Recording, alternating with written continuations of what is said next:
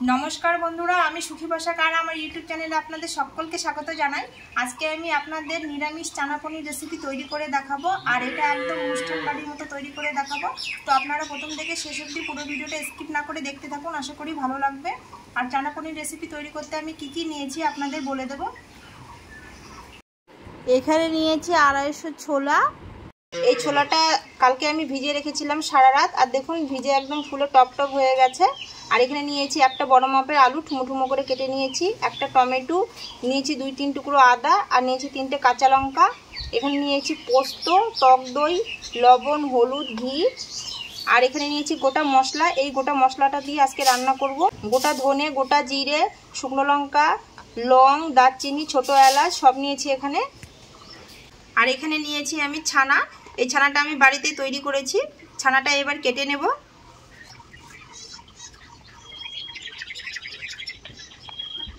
আমাদের বাড়ির গায়ে দুধের বন্ধুরা ছানা করেছি বাড়িতে।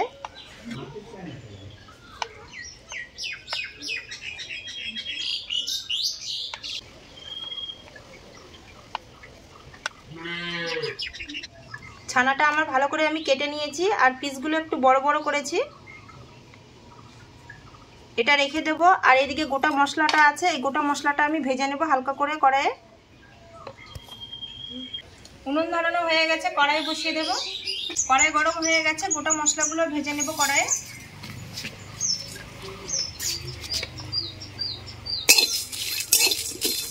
গোটা মশলাগুলো ভাজা হয়ে গেছে আর খুব সুন্দর একটা স্মেল বেরিয়েছে।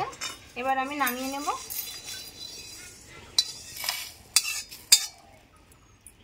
বন্ধুরা আমি একটা প্রেসার কুকার নিয়েছি। প্রেসার কুকারের মধ্যে এই ছোলাগুলো দিয়ে দেবো সেদ্ধ করার জন্য। আর দিয়ে দেবো জল। এখানে আমি 1 বাটি জল দিলাম।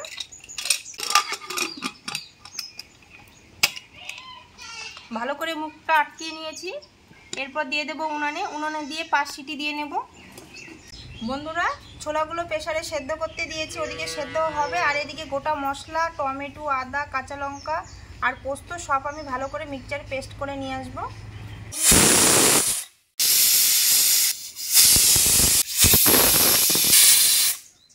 গোটা মশলাগুলো ভালো করে মিক্সচারে পেস্ট করে নিয়ে এসেছি, দেখুন কত সুন্দর হয়েছে। আর এখানে টমেটো, আদা আর কাঁচা লঙ্কা আর পোস্ত ভালো করে বেটে নিয়েছি।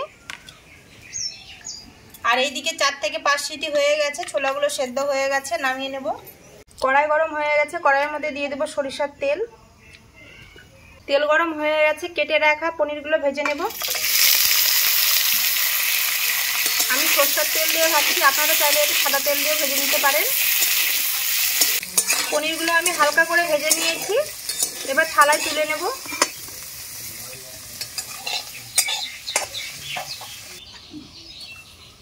কড়াই গরম হয়ে গেছে, কড়াইয়ের মধ্যে দিয়ে দেবো সরিষার তেল।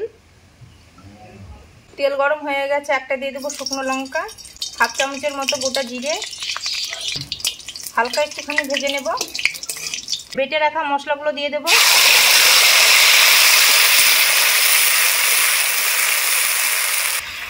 পরিমাণ মতো দিয়ে দেবো হলুদ, 1/2 চামচ দিয়ে দেবো লবণ। দিয়ে মশলাটা ভালো করে কষিয়ে নেব। প্রেসারটা খুলে নেব, দেখবো কড়াইগুলো সেদ্ধ হয়েছে কিনা।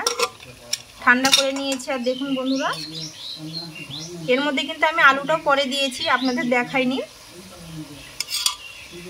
ছোলাগুলো দেখুন সেদ্ধ হয়ে গেছে। বেশি সেদ্ধ করলে কিন্তু গলে যাবে, ভালো লাগবে না। দেখুন ছোলাগুলো একদম ঠিকঠাক সেদ্ধ হয়ে গেছে। আর আলুও দিয়েছি, আলুগুলো সেদ্ধ হয়ে গেছে। এই যে দেখুন মশলাটা দেখুন ভালো করে কিন্তু আমার কষানো হয়ে গেছে। এর মধ্যে দিয়ে দেবো ভেজে রাখা যে মশলাগুলো আমি মিক্সচারে গুঁড়ো করে নিয়েছি সেটা দিয়ে দেবো। দিয়ে আরেকটুখানি কষিয়ে নেব। এর মধ্যে দিয়ে দেবো টক দই। এখানে 4 চামচের মতো টক দই আছে, ভালো করে ফেটিয়ে নিয়েছি। টক দই দিয়ে আরেকটুখানি ভালো করে কষিয়ে নেব। মশলাটা ভালো করে আমার কষানো হয়ে গেছে, আর মশলা থেকে কিন্তু খুব সুন্দর তেল ছেড়েছে, দেখুন বন্ধুরা। এরপরে জল থেকে ছেঁকে নিয়েছি আলু আর ছোলাগুলো দিয়ে দেব। দিয়ে মশলার সঙ্গে ভালো করে কষিয়ে নেব।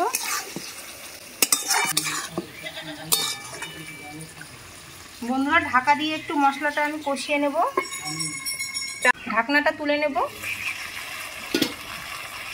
আর দেখুন মশলার জলটা একটুখানি শুকিয়ে এসেছে। আমি ভালো করে কষিয়ে নেব। আলু আর ছোলা ভালো করে মশলার সঙ্গে কষিয়ে নিয়েছি। এরপর দিয়ে দেব গ্রেভির জন্য জল। আর এটা হলো যে সেদ্ধ করে রাখা আলু আর ছোলাগুলো জল ছিল, সেই জলটা দিয়ে দেব আমি।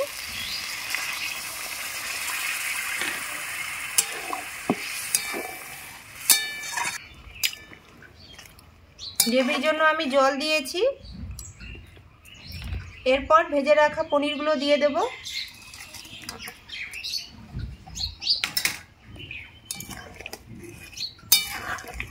পনিরগুলো দিয়ে 3 থেকে 4 মিনিট একটুখানি ফুটিয়ে নেব ঢাকা দিয়ে। 3 থেকে 4 মিনিট হয়ে গেছে। দেখুন গ্রেভিটা কিন্তু অনেকটাই কমে এসেছে। আর আলু আর ছোলাগুলো কিন্তু সব সেদ্ধ হয়ে গেছে।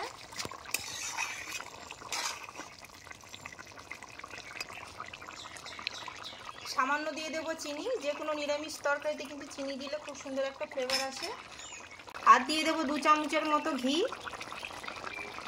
নামানোর আগে।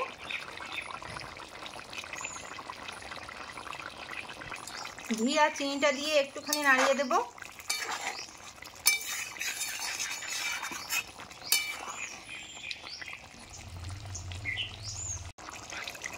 চানা পনিরটা আমার হয়ে গেছে। এবার আমি কড়াইটা নামিয়ে নেব।